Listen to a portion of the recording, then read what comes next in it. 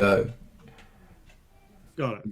Nicholas, Yeah. we on. Um, yeah. So, uh, uh, you you say it's like being more rigorous is slowing you down, and maybe that's worth thinking about a bit because you just quoted Jordan Peterson. What was it that you No, I read? quote I quoted Gruen.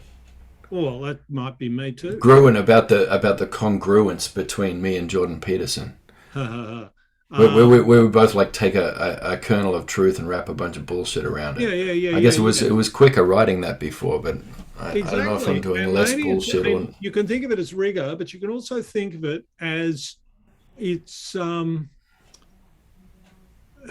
the yeah, it's you're you've got less to say because you're saying more of what is yours to say as Mm, opposed to what's in the ether. And there's an awful lot of bullshit in the ether. that's true. And bullshit is easy, Mm, and mm. it's easier to break shit than make shit.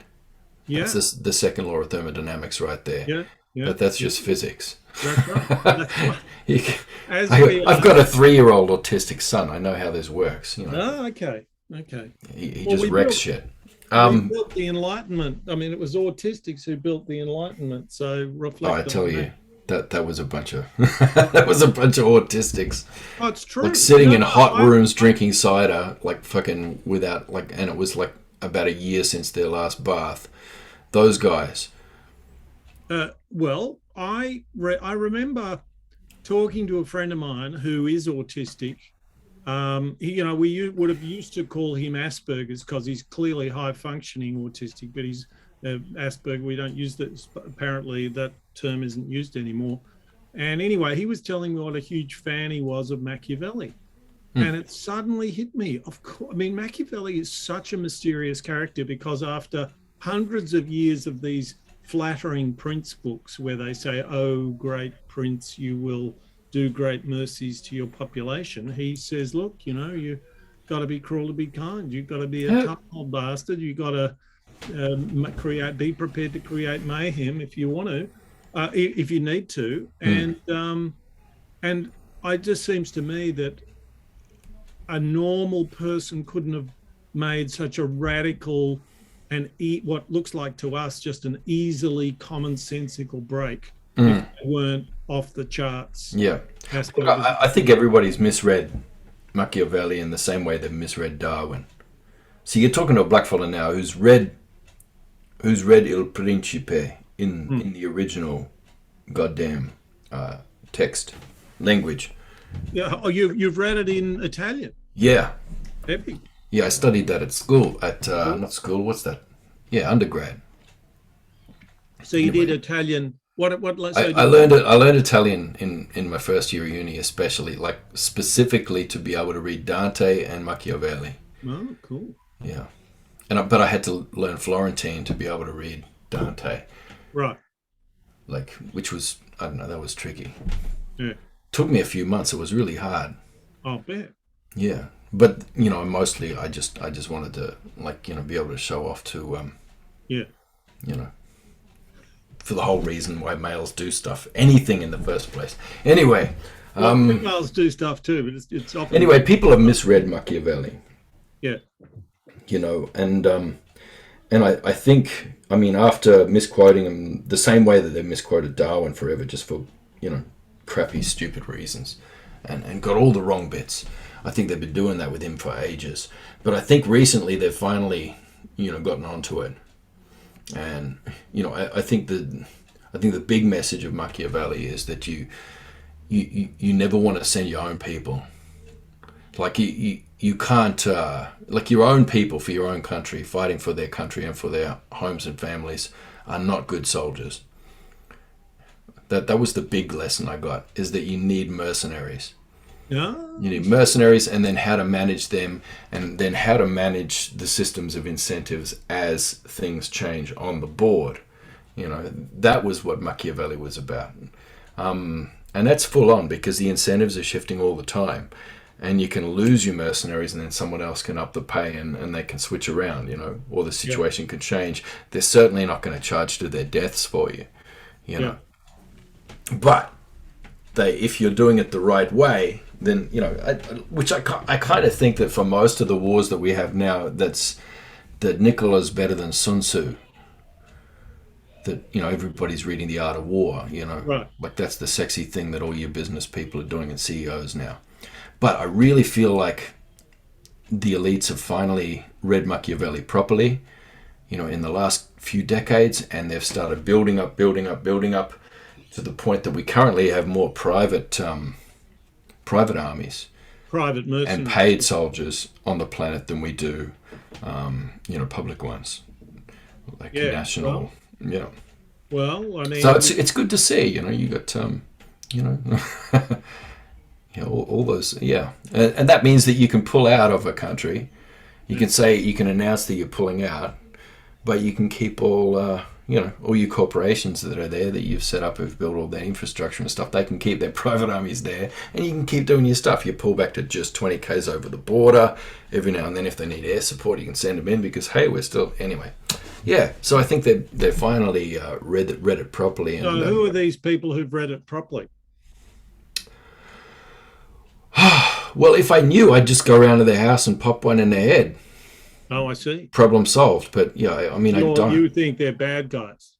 Yeah, I don't know. Well, I assume they're pretty bad guys. Mm. I assume they're pretty bad guys that are keeping private armies in Somalia and Sudan and all these places to do weird and horrendous shit after the government or AFRICOM or whatever says they've pulled out. And it's like, yeah, there's stuff going on. I'll get to the bottom of it. I will, Nicholas. I'll get to the bottom of it. I'll figure it out. And what about Darwin? Oh, Darwin. Just everybody did the, misinterpreted the survival of the fittest thing. Yeah. Missed out on his really good sort of systems, sort of logic and all that kind of thing, and cut straight to, a couple of silly lines he put in there about the superior races will inevitably replace the inferior ones and all that sort of thing, which is not what he was talking about. Well, he was an abolitionist, or rather, he's a bit old to be an abolitionist. I mean, he's a bit late on to be an abolitionist, but he comes out of a family that I think he was an abolitionist because he was in favor of freeing the slaves in the United States and so on. That's it, but that wasn't good clickbait at the time. Nothing's changed. Everyone talks about how all the media the way it is now, it's changed everything, but it's always been like that. Everybody just reads the headline. So you first paragraph and then moves on. So our last session, or the last session you put up was we began, or early on, you read me some passage that you liked. In fact, you read me the passage you wrote for Fidelia. Yeah, the Fidelia. I thought you'd get a kick out of that. Yeah, I definitely did. I thought. It was fantastic. Man, I really did. I actually wrote. I wrote because I've been writing up our conversation in a chapter in the book. Cool. And I was writing like how much of a dopamine hit I got from getting my first A+ from Nicholas. But that also that's just a mug's game. I mean, yeah, exactly. Well, I said immediately. I say, well, I try and suppress that immediately because that's how all of my narcissistic, abusive relationships bloody start. That's a fucking red flag right there. That is, and it's absolutely fundamental. There are lots of forces out to get you, Tyson, and they'll fawn all over you. And you need your great strength so far is that's bullshit. And but it's very hard to. That's it. Very hard to avoid the gravitational force, basically. Yeah. Well, that's just it. And I've written all of this in that vein. I just I don't know. I guess you got to go with the emu thing. Like it'd be fun to read back to you what I wrote about our last conversation. Okay. I think you would find it was fun, and I would find it was fun. But then at the same time, I don't know. Or should I read you the boring stuff? No, that's you unrelated. Read whatever you want. You read unrelated. I'm worried. I'm concerned that my thinking's no good on a couple of things to do with Okay. economics. Oh, okay. Mm. And I keep I'm going. I'm going to get around to that with Nicholas, but we keep having too much fun with the other stuff. yeah. So I came up with an idea, which is that when I listened, when I listened to you in Sand Talk, reading Sand Talk, which I think is fabulous, fabulous to listen to it Mm. as opposed to read it. But when I listened to it, um, I think your subject is really psychology. All right. I think your the way in which you introduce your audience to the cross-cultural space that you occupy is you are thinking of psychology, and you are thinking of all, and this is a way in which the Aboriginal culture that you introduce your readers and your listeners to is immediately accessible, and not via the noble savage narrative. It escapes the gravitational force. Well, That's I my guess if I'm Black Jordan Peterson, then yeah, that'll do. then that discipline would have to be my way in. Yeah. Yeah. And then, of course, you've got to get worried about people who take your analogy of Black Jordan Peterson too literally and assume that if they don't like Jordan Peterson, they're not going to like you, and they might have to cancel you or something. But yeah, I think so. Yeah. No, I'm yeah. No, I don't know, most often get sort of thrown in with like Stan Grant or something. Oh, Weirdly, oh, it's like, yeah, no. he's just another black fella like Stan Grant that white people like to read. Hmm, I hmm. don't read him. He's not really proper. Anyway, yeah. So what are we up to? So I'm trying to, yeah. So I don't know. Maybe I should do. All right, I'll do the boring one. Okay. I'll do the boring one. Except that, yeah, I mean, I'm, Or I could just read back to you, but it would take like 15 minutes at least. yeah, no, don't Like do that. how I've written up all of our last No, conversation, no. Well, which I think you'll enjoy. you can But send, if you want I can input, you just can send you send, that. if you want input, you can send it to me, but don't, if you don't want to, and you Yeah, might yeah. be better not to. I don't mind. But and I'm also very happy to respond about economics, but I have a bit of a thing when people say, with your economist hat on, and I think we should take our hats off. Yeah, And I get you. um, and maybe, if you, yeah, look, I just well, my feeling is that the line through, um I don't know, I don't know, like, wouldn't it be, it's a nice story to tell a publisher that this is the Aboriginal contribution to economics, philosophy, blah blah blah blah blah. But what Mm, if either that's not true in a general sense, or if it is true in a general sense, what if you're the place you're trying to find to stand and to occupy this space isn't on all these things, but is in some of them. mm. Well, I just yeah. I mean, unfortunately, we don't have arbitrary sort of separate abstract disciplines in that way. They all kind of go together. So Uh, this one starts yeah, okay. like okay. So this one starts with a story about a welcome to country and a smoking ceremony at a property auction that Yeah, happened recently. I So, love that. so it's not all economics. There's a little bit of. Yeah. Okay. Well, I'm so pleased. It's just the rest of it. I'm happy with it because it's just it's Yeah, good. Good. it's about being in this really problematic Yeah. milieu where Yeah, things exactly. are good but they're kind of bad at the same time. But it's my I don't know. There's when I'm identifying the structural inequalities and the nature of those, there's just a couple of things around the mechanisms in the Hmm. that I don't know. I know there are really valid sort of critiques of that way of looking at things that I'm kind of like, I've just been saying that too easily and too much and without any pushback for too long. Mm. And I just want to, I don't know. Okay. You want pushback? I'll give you some pushback. Well, it's just like, hey, Maybe I won't. you've got Maybe I this won't. Maybe flower that you're in that's love with, it. like throw it under the trampling hooves of of Gruen, and we'll see where it goes. Let's go. All right. So recently, in the Melbourne suburb where I'm staying, there was a property auction. It went for over $1 million, of course, because you can't even have a humble two-bedroom shack anymore unless you're a millionaire. The owner felt a bit strange about inheriting this capital passed down in her family from the early days of the settlement, capital she had not earned. She hired a local Aboriginal elder to come in and do a smoking ceremony and welcomed a country ritual. I guess the smoke was to cleanse the blood off the land and settle the spirits, and the welcoming ritual was to invite new owners in to possess the land. The owner also performed an acknowledgement of country, basically a nice way of saying, "This is your land, and I'm sorry, but I'm occupying it now and I'm not sharing." Yeah, exactly. Exactly. Sorry, everybody. Um, Cancel away, but holy shit, that's all it is. My generation was the first in our community not to have our wages quarantined by the state government and never returned.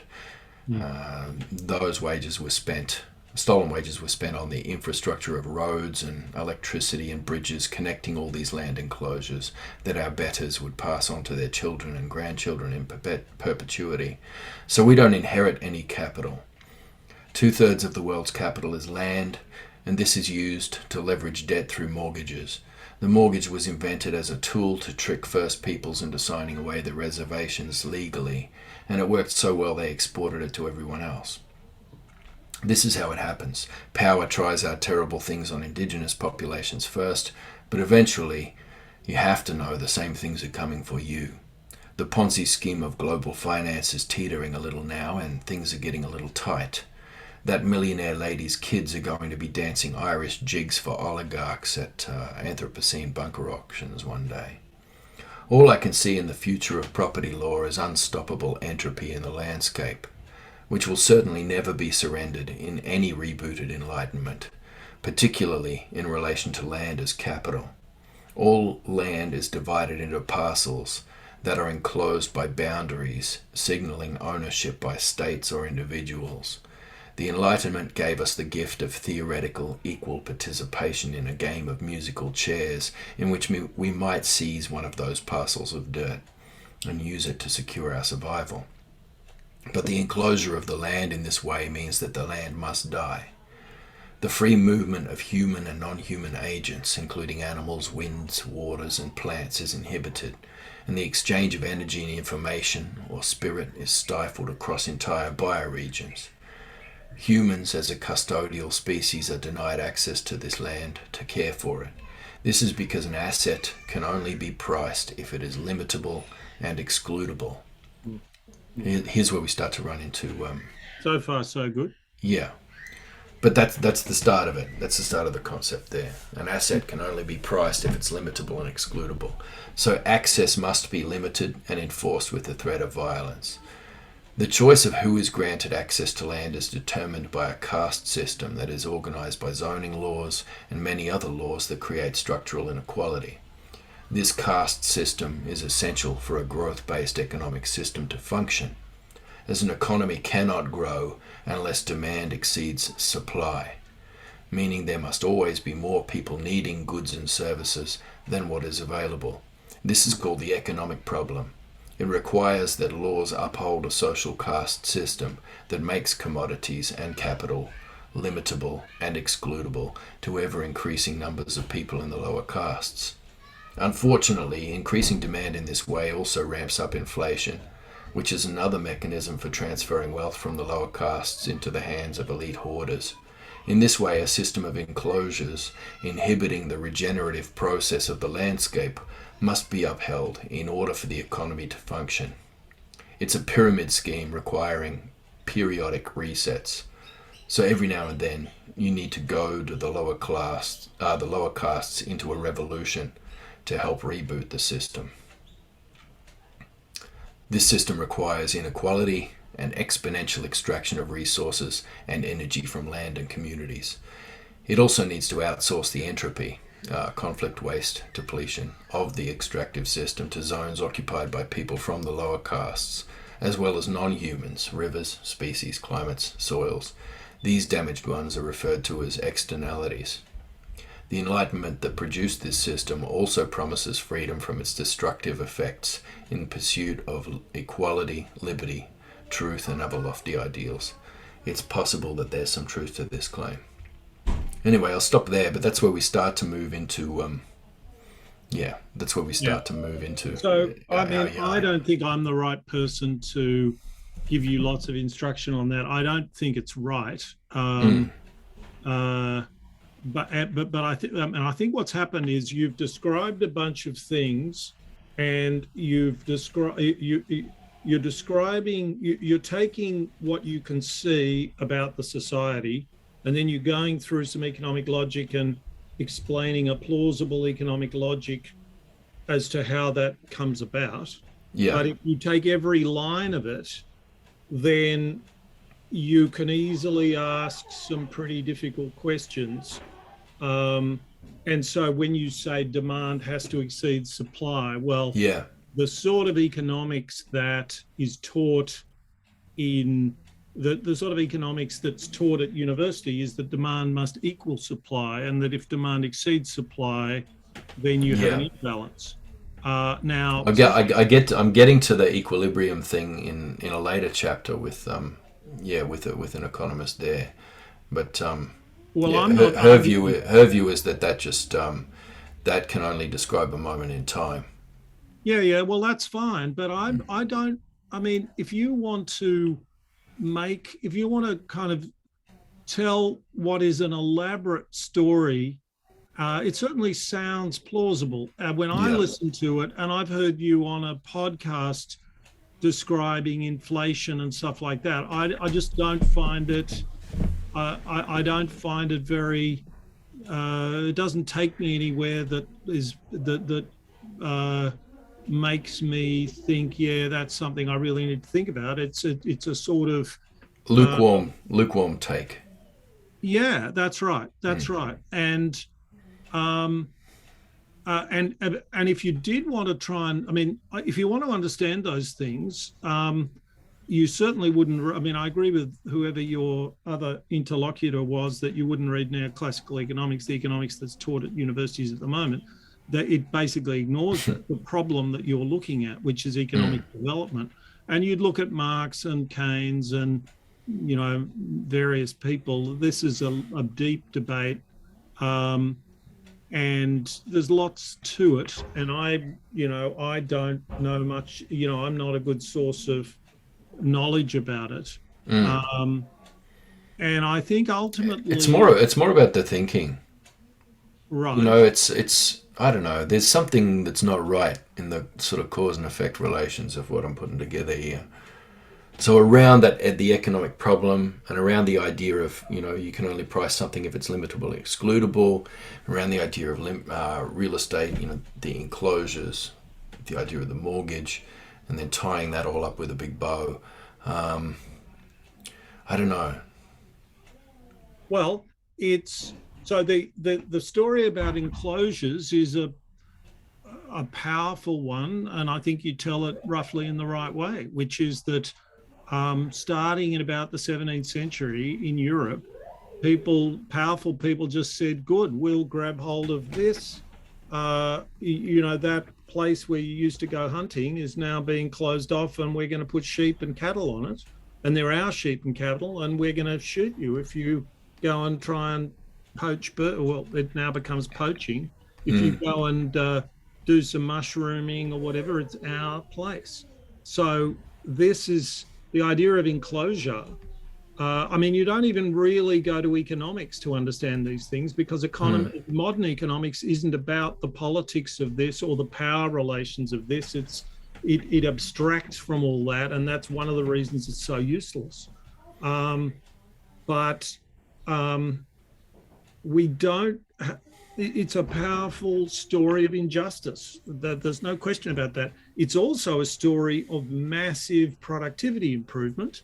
And it's one of the reasons why why there is so much wealth around, um, amongst many other things.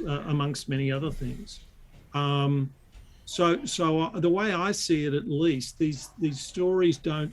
There's a there's a series of fairly fragmentary things that I can get my head around, and I can certainly get Yeah. my head around the injustice of enclosures. I can get my head around the possibility But that at least, I yeah, think it comes down to the idea that you just said. It's the reason why there's so much wealth around.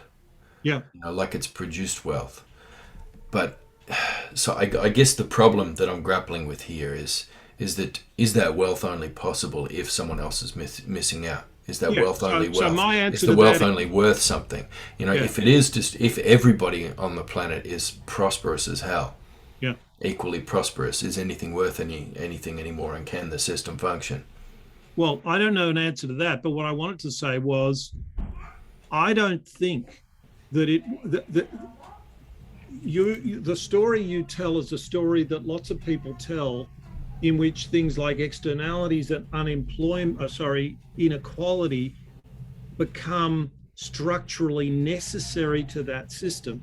Now, certainly there's nothing in modern economics that says it's structurally necessary to that system. And I would like to hold that thought, because it makes it a much greater tragedy that at the same time as justifying these violent changes, which in some sort of sense of hindsight, most people would support in hindsight because it underpins their living standards.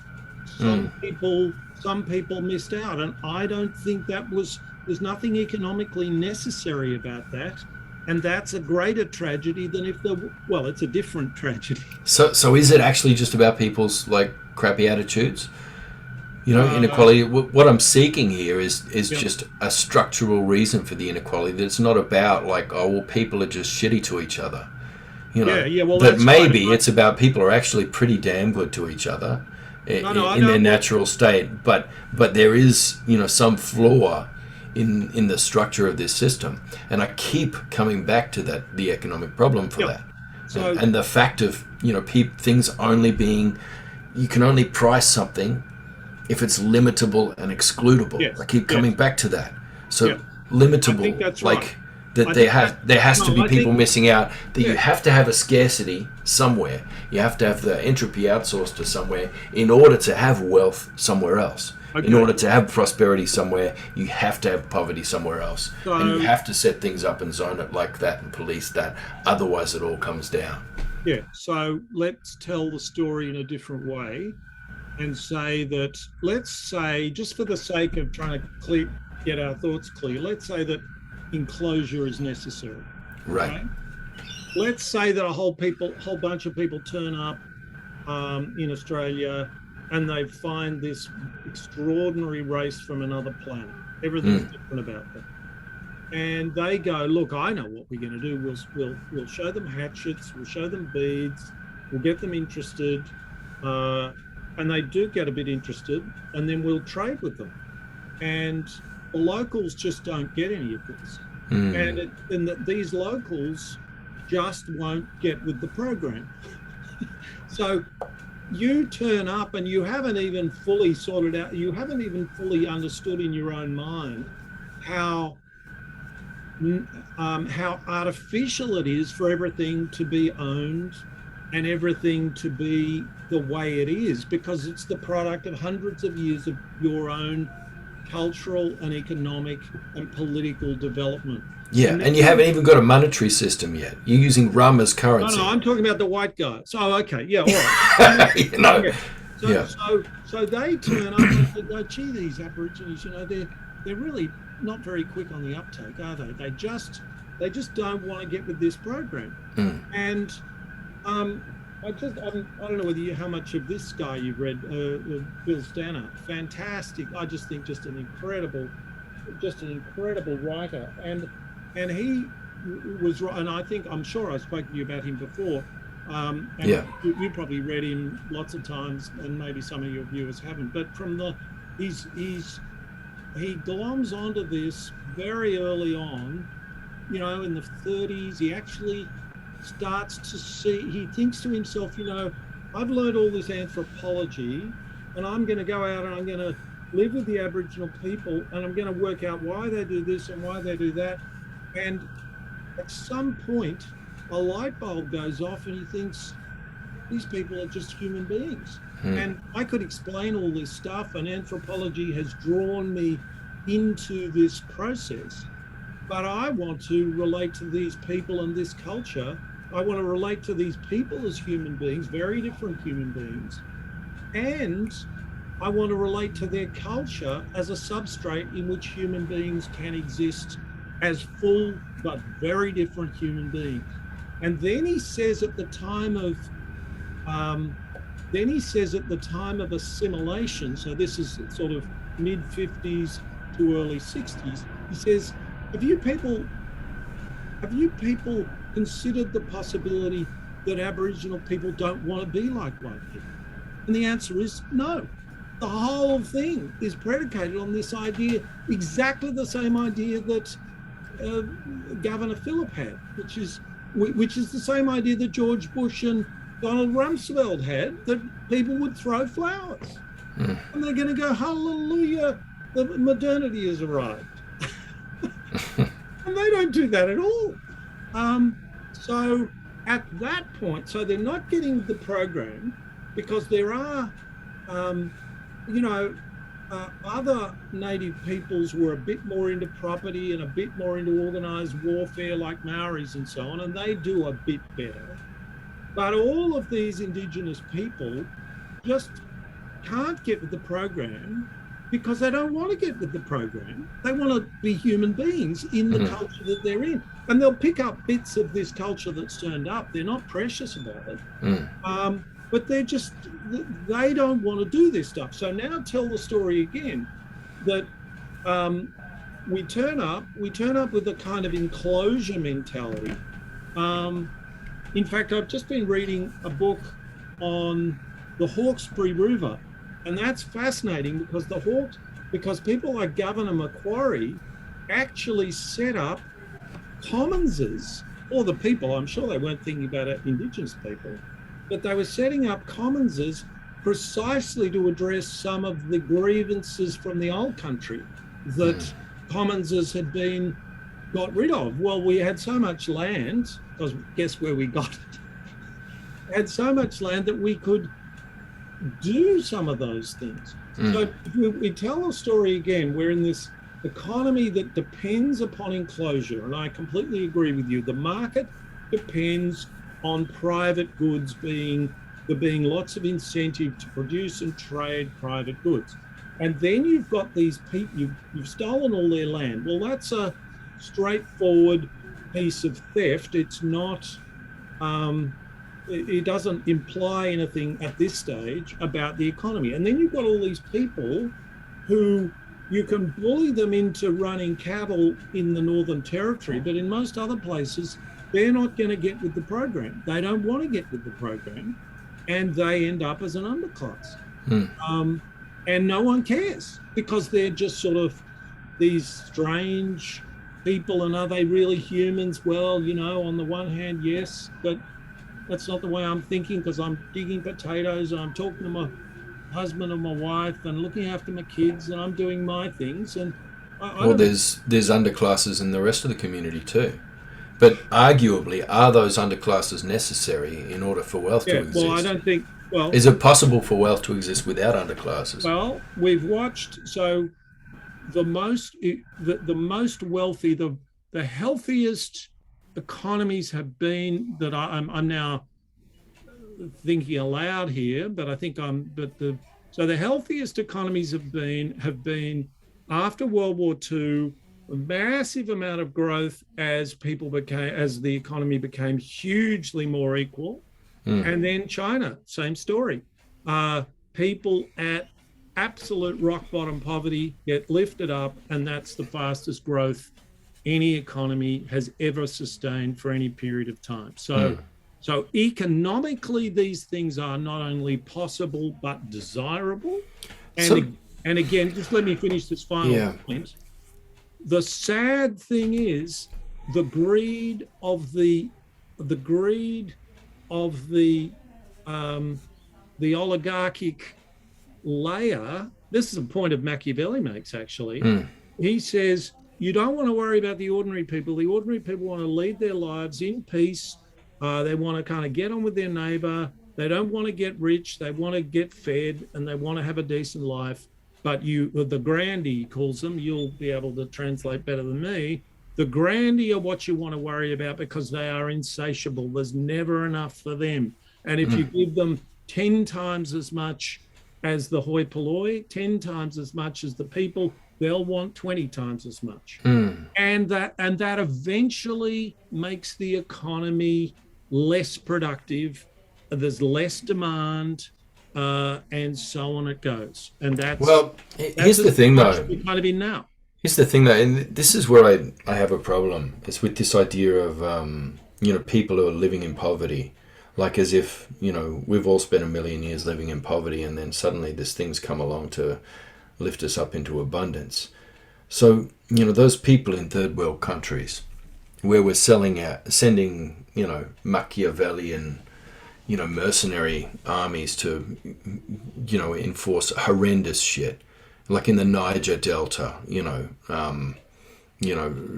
backing up the activities of fossil fuel extraction around there, and installing puppet governments with that, and and then getting them to hang people who are resisting so that they can keep fishing in that place as they have forever, with an absolute wealth and abundance of fish. So those people who've lived there forever, and they had an abundance of water, abundance of fish, abundance of crops, everything else. They're in these, they don't have any money, they don't own any real estate, so therefore they're living in poverty. And it's like, well, we got to help these people by destroying all of that, building a whole heap of infrastructure for extraction, and creating cities where they can have jobs, and then gradually lift them out of this poverty, this ancient poverty that they're mired in.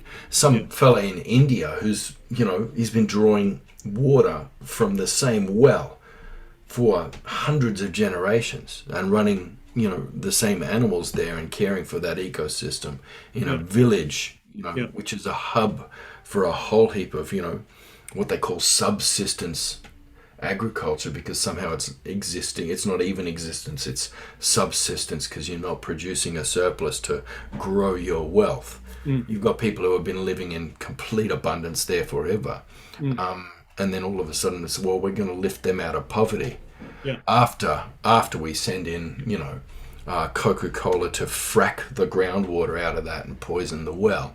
It's like, well, these poor people, we have to offer them education. We have to offer them, so that they can learn how to, how to be like move us. into these cities and How to be like us. move out of that valley where you're building that big massive dam, and and actually gradually develop to the point where they can have some prosperity, where they can have some wealth. So I feel like this wealth is bullshit, and I refer to it as a game of musical chairs quite deliberately, because it's a pretty boring game if there's 20 kids and 20 chairs. And you just sort of go round and round. Every now and then you stop and everyone sits down in the chairs and has a bit of a yarn. Actually, that sounds like a really nice dance. Remember when they used to have dances? Yeah, I do. In the town halls, Nicholas. It sounds a bit like that. But no, I mean, musical chairs. You learn it at kindergarten. You go round and round. They keep taking chairs away. And, some poor kid's going to miss out of the chair and he'll be out. Eventually, there'll be one person sitting on one throne. I feel like it's like that. Yeah, well, I think it's like that. I'm not denying that it's like that. Machiavelli gets me there, Yeah, I don't want you to go anywhere with Machiavelli.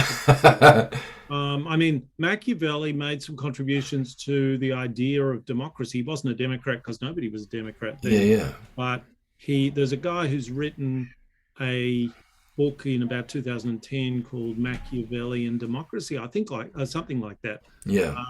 But anyway, that's maybe a bit of a side issue.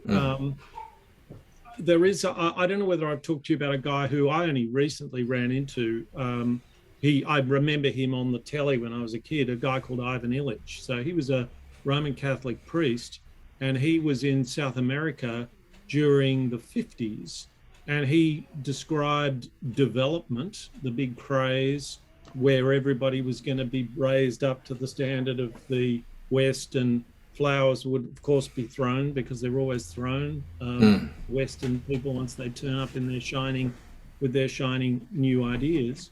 And he's described the problem in a way that is very similar to you, which is, and I'll take it a bit further. This isn't exactly what you said, but what I could hear, as you were speaking, I was hearing him. And what he said is, yes, you promise these people slightly higher, maybe higher monetary income, but it's not much. And in fact, what you want to do is you want to herd them into the cities, and then demoralize them quite literally because their culture is destroyed, and then they are shamed by the fact that they're useless because they're not employed, and they have to go and get some employment, which they will get subsistence plus a penny in wages, and that one penny is how you would measure the development, the favor that you've done these people, and you destroy a culture.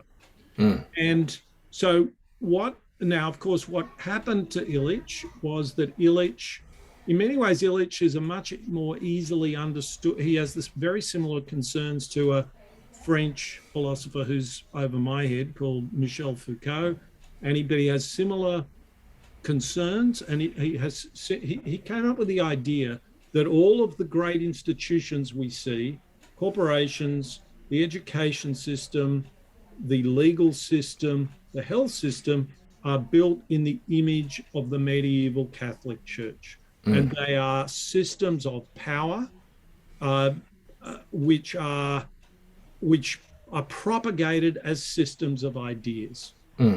Now, so of course, this is a pill that is too profound. A groovier word is radical. That it's too profound for people to swallow. And the system can't swallow it. And he published a book called Deschooling Society. And people said, well, okay, so we know that that educating people is pretty important to improving their skill level, improving their productivity, and so on. So what are you saying we shouldn't educate people? Now, this guy was incredibly well educated himself, and he wasn't saying that. He was saying that the education system operated as a giant machine to destroy the culture that it was, he called it vernacular culture. It's destroying the culture as life as lived by people who are poor, but people who are not without dignity and not without their own culture. And it destroys all of that.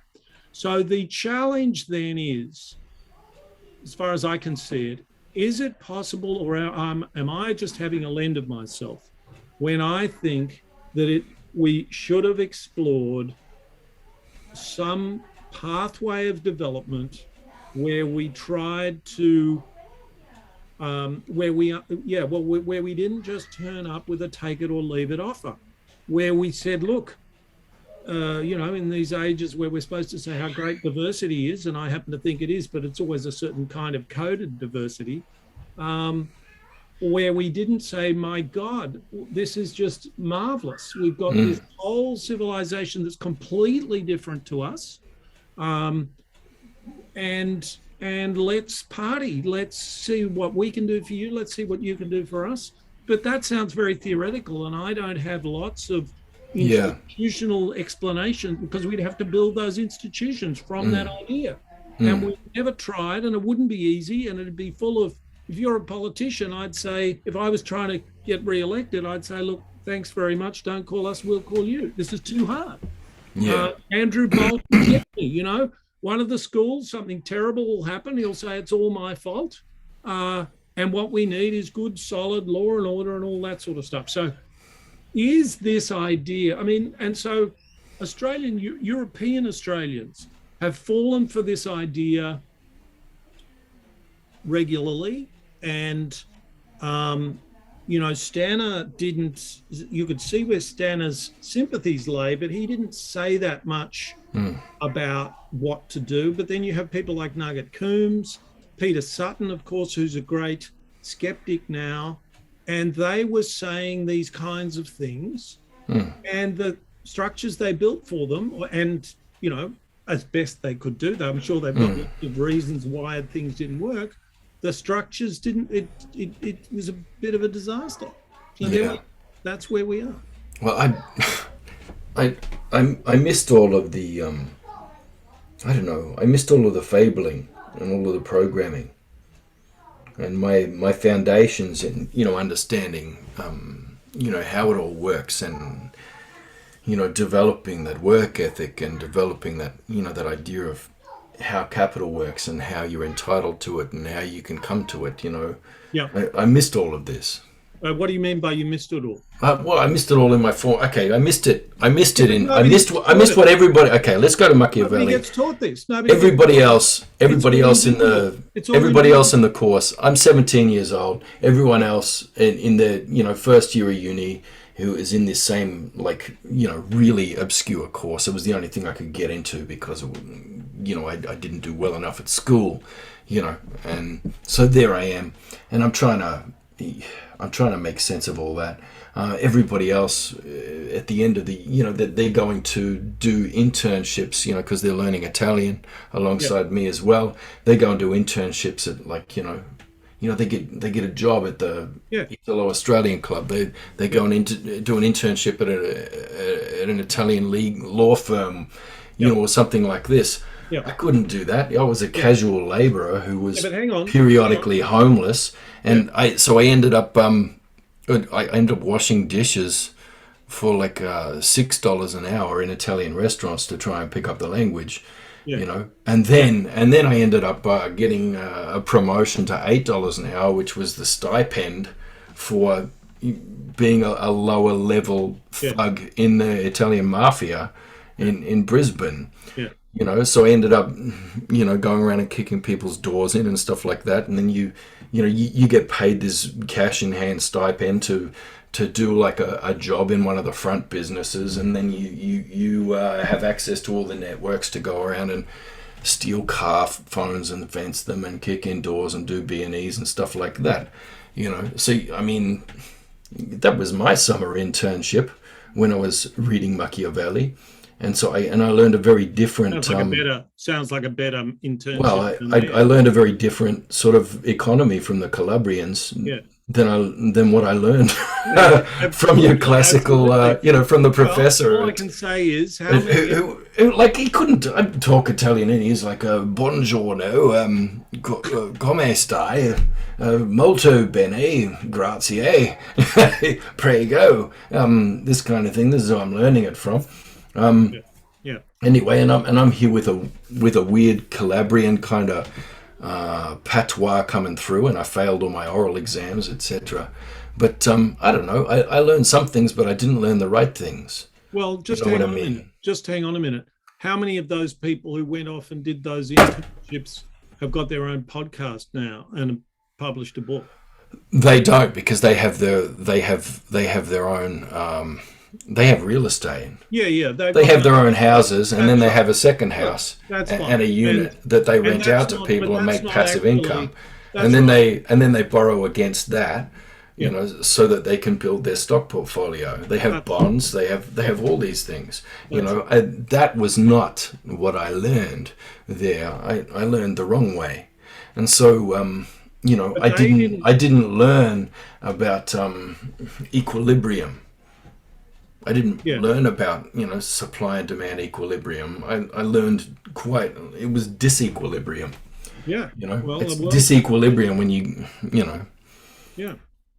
you get kicked out because you get in trouble because you knock the teeth out of the youngest son of the Korean mafia boss there, and you're not supposed to do that, and then you refuse to pay the dental bill because you can't afford it, and then you've got to run off to Alice Springs and hide for 6 months and all You this must sort of thing. be. I hope you're a fan of The Boy Who Swallowed the Universe. Is that what it's called? I was at the awards thing where he got that award, and I always meant to read it. Oh, it's cool. I think you'd enjoy it. It's a Yeah. good story. It's a very good story. Yeah, I was at that one because I was there with my publishers because they were up for some other bloody award or something, and Yeah, I did see him do the speech, and I thought, oh, that sounds amazing. But there's nothing. I got to read All I'm that. saying is, I mean, if you're appealing to certain kinds of experiential things and just the fact that life is so much easier for those guys, that's fine. But you've got No, this it's not idea. about that. Let me finish. Oh, You've got this idea yeah. that you've missed out on some course, and there is no course. The things you're asking questions about are completely invisible in any economics course in Australia. Yeah, I've missed the logics that other people have. There are some logics there, Oh, or some belief, like some yeah, magical belief. Yeah, That, exactly. yeah. Yeah, well, that's right. So you're not as brainwashed as they are, and you're There's not as this. full of bullshit as they are. So that's So I look, and it's just a Ponzi scheme, and that's all I can see. But well, it's not what am just I a missing? Ponzi scheme. Well, it's not just a Ponzi scheme because it's contributed to vast wealth, and we're talking over Zoom, and there's just a huge number of things that this system has achieved, and so we have to try and figure out what it is that we, just a million questions. What do we want from it? What can we have from it without doing the damage? How can we get more of what we want and less of what we don't want? How can we address all of those questions that you've raised? Because the alternative is to just sort of, you end up in the same kind of dead end, really, saying, well, what we need is a revolution. Well, we don't know what the revolution looks like. So why don't we just try and work out what a bit of evolution looks like? I just feel like, revolution is part of the system. Revolution is part of liberalism. Yeah, it doesn't function without it. And the people who win exactly. It's just a reset every now and then. When the Ponzi scheme starts to collapse, then but I mean, the elites get the bourgeoisie to bloody stir up everybody and run a revolution for them, hang a bunch of scapegoats and bloody start again. Fine, but if you have that view of revolution, if you think revolution is popped on every century or so, which you can say it is, don't expect the people at the bottom get spun this story by the ideologues that this is going to liberate them, and it doesn't liberate them. It didn't liberate them in the Arab Spring. No. So wasn't that a bloody People stopped talking about that one pretty quick, didn't they? Yeah, well, I was one of the few people who didn't say, oh, isn't it great? Just as I didn't say, oh, well, the internet's arrived and now we've got transparency and all the good ideas will win. I wasn't as pessimistic as I should have been, but I was one of the few people who said, just to hold your horses. Good ideas don't triumph over bad ideas just because we've got a free market in ideas. Yeah, that's it. Look around what happened in the market for other things.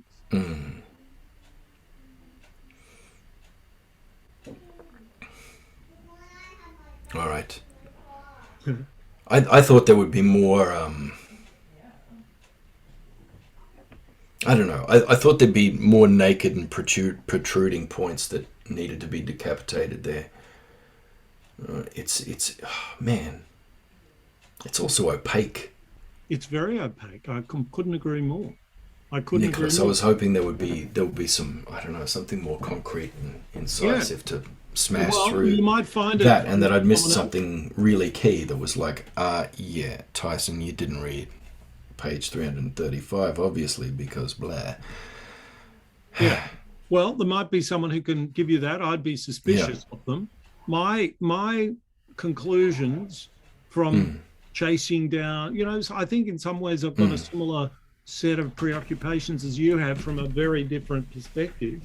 And my conclusion for all this, in fact, I may have said it to you, but if I didn't, I've said it. No, I don't think I said it to you. But my view, as I say, and it sort of reassures some bureaucrats that I consult to, and I say, but I've said to people, I'm very radical in my understanding of what's wrong.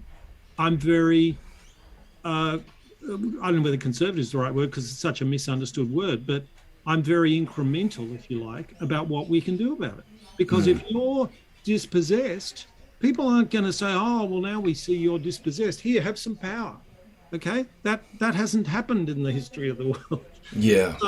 So we try. So what we have to do is have to try and understand. We have to look at the problem suspiciously, because if somebody tells me, oh, it's about competition, and you know, if they point me to a picture of life, and Mm, then they say, and then they describe the picture of life out of a textbook, I know that they haven't looked at that picture of life, mm, and I know they don't respect that life has its own integrity and has to be kind of, we have to try to bootstrap from life, not mm, impose ideas from life. We need to visit life with ideas, honor life, and then build from that. And mm, that is that's a sort of that's an incremental process. You know, you mm, decide in your own life, you know, I think I've been a bit easy on myself when I don't admit to something that I did wrong, or that I don't do the wash up, or that's a mm. trivial example. But then you just get into the habit of trying to do more of your share of the wash up, and you find out in the end it's not more of your share of the wash up. You've just been a bit narco, and you're now pulling your weight, and everyone's happy. And then new things emerge from that. And I think human society can be like that. And of course, these ideas that we learn in textbooks, they can be useful, but they're complete. The landscape as we look at it is completely sodden with the fucking textbooks. And we need to just look and poke around and ask people and listen to them. And if they don't want our trinkets, then we need to, oh, I guess you don't, I guess that's not because you're stupid. It's because you don't want the trinkets. Yeah. So what do we talk about now? Well, look, I saw the alternative. I don't even know if these places still exist. I'm sure they do, but after my time with the Calabrians, I wanted to see that place, and so I saved up. In the end, I was you went to, yeah, wanted to go to Calabria. yeah. In the end, I was building fences for $7 an hour, like, and I saved up $2,000. Which ended up, it wasn't enough. I had to sleep in a lot of hedges, but I got myself to Italy and got Fantastic. myself around Italy and kept myself basically fed. And I found that out in the countryside, people were pretty generous and they'd help Yeah, you out with a yeah, feed. yeah, Or yeah, they just, people, you could walk around and through these farms and people would let you pick fruit. And they might even take you hunting if you hadn't had yeah. a good yarn with them or And whatever. And so, you've you've got all these happened good on things. you've But happened on a functioning culture. but That's what I found in the end, I found the place that I found that was affordable for me to stay in the end was in Calabria, and it was this hill town. It's hill town, and it kind of wrapped around. And anyway, I'm walking through the streets in this place, and people, like, they were dressed like you'd imagine people. They've been dressed for centuries there, and they were living like they've been living for centuries. And they were throwing bathwater out, and they were going to the fountain at the center of the yeah, square, and that yeah, was the spring, and they were getting yeah, and they were just like, women had these headdresses on, like they were kind of semi-veiled, and I don't know, they didn't want to talk to me much. But the place where anybody who was foreign might come and stay if they had to stay the night, because you got to be hospitable, was right up the top of the hill in the castle where the Lord used to live. mm, And it ended up being something like $12 a night to stay there. So I pretty much had a castle to myself, staying at the top of this yeah, hill, right, because they didn't live there because they couldn't yeah, give a shit about the castle. yeah, They were yeah, down the hill. They were like, they were yeah, running their goats and they're growing their tomatoes and they're, hunting the wild boar and smoking yeah, and making sausage and bloody, making wine and just doing their thing. I don't know. They kind of seem like pretty fucking wealthy people to me. yeah. I And know. that castle was no longer like valuable real estate. It was worth Yeah, $12 a night. yeah, yeah, yeah. No, Nobody wanted it. and I think, yeah, that's interesting. And I think you happened upon a functioning culture, and Yeah. functioning cultures are like that. I think they are in indigenous communities, and they are in Western communities as Mm. well. They have absolute abundance, complete health, like, and Well, they got the are free master. to have just amazing intellectual pursuits and Yeah. all Yeah. kinds of things going on. Yeah. Incredible cultural pursuits, really dense sociality, like Yeah. Yeah. completely happy, healthy, perfect human beings living in sustainable, Well, yeah. perfect ways. And it's like, Yeah. well, so I Yeah. don't know. Is that? But they're in poverty. Well, So that's an impoverished community because their land isn't worth shit and nobody wants they're it. also, but they're also, um, they're living in I suspect they're living in a well-ordered system of social power in Mm. which the mafia are pretty important. And there's a fair bit of unhappiness that's going to radiate out of that, but certainly people know their place. And if people know their place, it can often be Well, quite that healthy for that this world's gone now. well that will and That this world's gone. They're all gone. It's Russians now. yeah, yeah, well, Russians are running the world. quite possible. Quite possible. Yeah, Yeah. in that sense, the Yeah. underworld, Yeah. very international. Did you get to Sicily and Palermo? I did. So did you go to, I might have mentioned this in our talks. Did you go to Montreal, the Cathedral of Montreal, which is No, I didn't. so it's the second cathedral in Palermo, and it is a cathedral. And when you walk in, it's just perfect mosaics, all 3 layers of mosaics. It's like it was in the 13th century. The top layer is built by Greeks from Constantinople, and they've just exited Constantinople after the Great Schism. And the lettering in the top layer, these are pictures of Genesis from the Bible, and all the lettering in the mosaics is Greek. And then the next layer down, the story goes on, but the lettering is Latin, and it's by Muslims.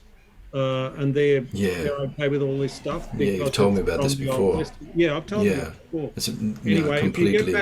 if you get back, go there because it's completely extraordinary. Completely extraordinary. Yeah, that's what really got me. I mean, I did pass through parts of northern Italy, and you have to go through the cities in order to get out to the countryside. But I didn't find much there of interest.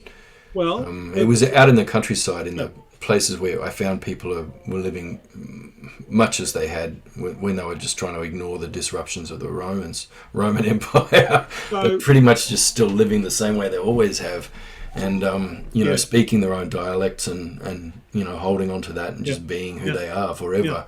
That I think that's what I admired the most about that place. Yeah. And it's sort of what inspired me for coming back here. I'm like, we need that. Yeah, well, that's what we need. That indestructible, indefatigable regionalism, and that what they call paese there, that that village, that home, that center. Yeah.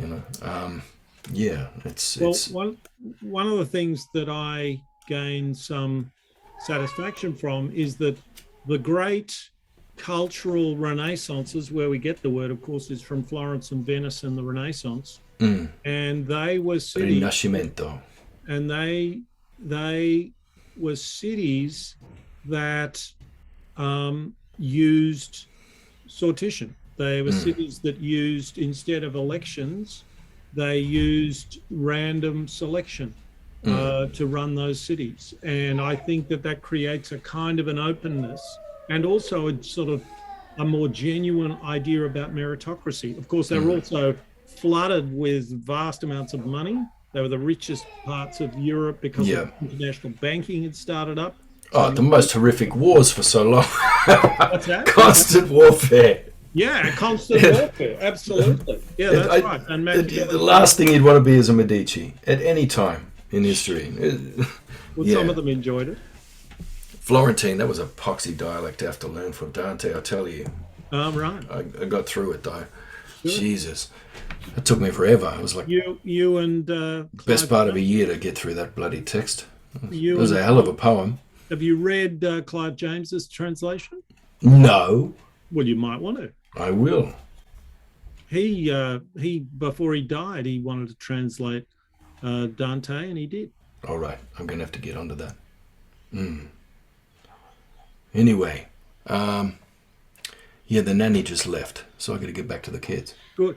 That's good. That's good, Tyson. That was fun. I enjoyed it anyway. I hope you found it of some value. Yeah, I did. I did indeed. It went in some unexpected directions. I Good. wasn't expecting to go via Calabria No. for Well, supply I, and demand and I was equilibrium in and all the a rest.